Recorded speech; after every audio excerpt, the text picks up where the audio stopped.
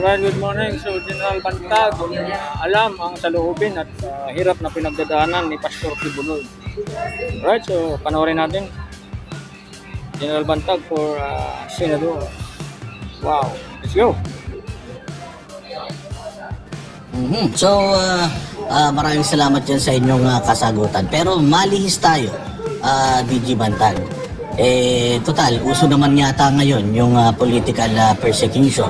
At marami po nagsasabi na si Pastor Kibuloy ay politically pinipersecute. Ano po bang masasabi ninyo dito sa mga, kung meron lang po kayong opinion dito sa mga ibinabatong batikos at mga balita dito kay Pastor Kibuloy? Copy, Boss Dada. Nung nakaraan, mayroon akong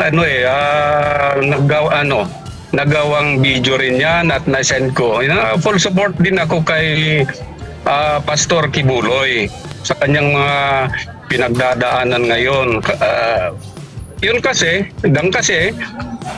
Senate kasi ang alam naman natin na questionable daw yung mga characters or reputation ng involved na senador doon sa committee na yon.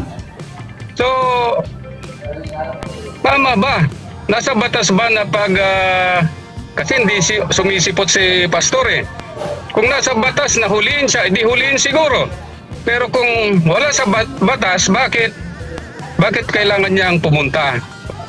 Ang sa akin dyan, mayroon naman tayong court na didinig sa kaso ni Pastor Kibuloy kung mayroon man.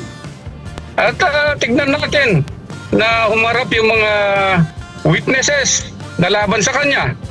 At ipresenta yung mga ebidensya laban sa kanya at pabor naman sa kanya na ebidensya niya.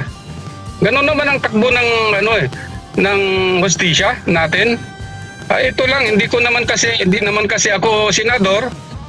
Kaya hindi ko alam kung may authority or power ba talaga sila na mag-execute or mag-issue ng isang warrant of arrest para arestuhin itong si Pastor Kibuloy. Kasabi ko nga, kung mayroon, so be it. Ganun talaga, kung mayroon talagang authority.